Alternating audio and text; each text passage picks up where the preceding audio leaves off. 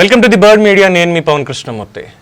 Door delivery చేసినటువంటి MLC Anantha Babu సంగతి అందరికీ తెలిసిందే. ఆ కేసులో విచారణ ఎలా వేగవంతం చేశారు, కూటమి వచ్చిన తర్వాత అనేది కూడా మనం చూస్తూనే ఉన్నాం. దాని మీద అప్డేట్స్ కూడా చూస్తున్నాం. అయితే ఇక ముందుకి విచారణ కొనసాగించాల్సినటువంటి అవసరం లేదు, హత్య నేనే చేశానని ఒప్పుకున్నాను కనుక తదుపరి విచారణ అవసరం లేదు అని చెప్పి గతంలో కోర్టులో పిటిషన్ వేస్తే, అసలు కోర్టులో పిటిషన్ వేయడానికి మీకు ఏ అర్హత ఉంది, విచారణ చేయొద్దు అని చెప్పడానికి మీరెవరు, విచారణ కొనసాగాల్సిందే అని చెప్పి దానికి సంబంధించినటువంటి పూర్తి స్థాయి వివరాలన్నీ కూడా ఇవ్వండి, ఇప్పటిదాకా ఏం చేశారు అని చెప్పి పోలీసులకి అంటే ప్రభుత్వానికి కోర్టు ఆదేశాలు జారీ చేసింది. అలాగే అఫిడవిట్ రూపంలో ఇవ్వమని గతంలో చెప్పింది. దానికి సంబంధించి తాజాగా ఇంకొక ఆదేశాన్ని కూడా జారీ చేసింది. ఏంటంటే అనంతబాబు విచారణ, అనంతబాబు హత్య కేసు ఏదైతే ఉందో డ్రైవర్ సుబ్రహ్మణ్యాన్ని చంపేసి డెలివరీ చేసింది, ఆ విచారణ ఎక్కడ ఆగిందో, అంటే మళ్ళీ మొదటి నుంచి విచారణ అవసరం లేదు.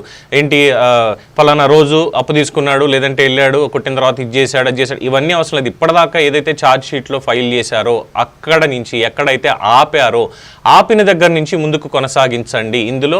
ఎందుకంటే అనంతబాబు ఒక్కడే డ్రైవర్ సుబ్రహ్మణ్యాన్ని కొట్టి, ఎందుకంటే ఒళ్ళంతా కూడా మల్టిపుల్ ఫ్రాక్చర్స్ ఉన్నాయి అనేక చోట్ల, అలాగే అనేక చోట్లకి తిప్పినటువంటి శాంపిల్స్ కూడా కనిపిస్తున్నాయి. సాయిల్ శాంపిల్స్ కావచ్చు, ఇవి కావచ్చు, అనేక చోట్లకి తిప్పడం జరిగింది.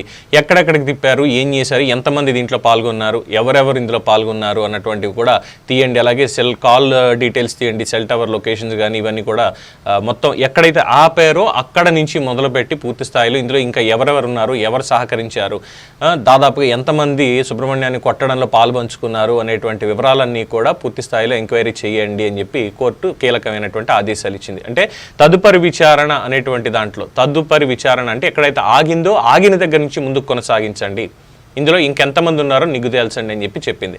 సో అనంతబాబుకి సంబంధించి ఏదైతే నాకు విచారణ అవసరం లేదు, నేను ఒక్కడనే ఉన్నానంటే ఇందులో ఇంకా ఎవరి పేర్లు బయటకు వస్తాయి, బయటికి వస్తే ఎవరి హస్తం ఇంకా దీంట్లో ఉంది, ఎవరు అనంతబాబుకి సహకరించారు, దీనికి తాడేపల్లికి ఉన్నటువంటి లింక్ ఏంటి, దీనికి ద్వారంపూడికి ఉన్నటువంటి లింక్ ఏంటి, దీనికి అక్కడ ఉన్నటువంటి లోకల్ ఎమ్మెల్యేకు ఉన్నటువంటి లింక్ ఏంటి, ఇలాంటివన్నీ కూడా బయటకు వస్తే తర్వాత జరిగినటువంటివి ఆ గనుల తవ్వకాలు కావచ్చు, లేదంటే రంగురాళ్లకు సంబంధించినటువంటి విషయాలు కావచ్చు. ఎందుకంటే ఏజెన్సీ ఏరియా, ఆ అడవుల్లో రంగురాళ్ల తవ్వకాలు కూడా అనంతబాబు చేయించేవాడు, అదే అసలైనటువంటి పెద్ద వ్యాపారం కింద ఉంది అతనికి అనేది చాలామంది అక్కడ లోకల్గా చెప్పేటువంటి మాట. దీనికోసం ఒక ముఠాను కూడా ఏర్పరచుకున్నాడు. నరరూప రాక్షసులు కూలీల్ని కిడ్నాప్ చేసి తీసుకెళ్లడం, నెలల తరబడి ఆ అడవుల్లోనే ఉంచి రంగురాళ్ళకి తవ్వకాలు ఇవన్నీ చేయించడం, ఇవన్నీ చేసి బయటికి కనిపించని వ్యాపారం చేసేవాడు అని చెప్పి చాలామంది చెప్తారు. దీంట్లో పెద్ద పెద్ద నేతల హస్తం, ముఖ్యంగా కాకినాడ, రాజమండ్రి, తూర్పుగోదావరి జిల్లా మొత్తం అంతా కూడా చూసుకుంటే ఆ ఏజెన్సీ ఏరియాకి సంబంధించినటువంటి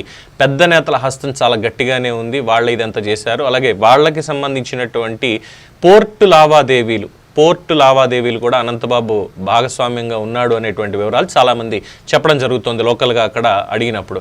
సో మొత్తానికి కోర్టు ఇచ్చినటువంటి ఈ ఉత్తర్వులతో ఇప్పుడు అక్కడ, ఎందుకంటే చాలామంది పేర్లు కూడా తీస్తున్నారు, ద్వారంపూడి సహాయం లేకుండా అనంతబాబు అయితే ఇది చేసేటువంటి అవకాశం లేదన్న అనుమానాలు చాలామంది వ్యక్తం చేస్తున్నారు. మరి ద్వారంపూడి ఇప్పటివరకు అయితే ఏం మాట్లాడలేదు దీని మీద. అలాగే వైఎస్ఆర్సీపీ నుంచి కూడా దీనికి సంబంధించి ఎవరు ఏమీ మాట్లాడనటువంటి పరిస్థితి అనేది మనం చూస్తున్నాం అనంతబాబుకి సంబంధించి.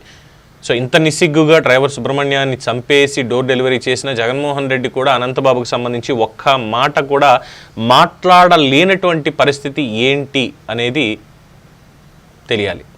సో దీని మీద మరింత సమాచారం కోసం చూస్తూనే ఉండండి ది బర్డ్ మీడియా. ఈ వీడియో కనుక మీకు నచ్చినట్టయితే లైక్ చేయండి, షేర్ చేయండి, సబ్స్క్రైబ్ చేయండి. అలాగే పక్కనే ఉన్న బెల్ ఐకాన్ని క్లిక్ చేయండి.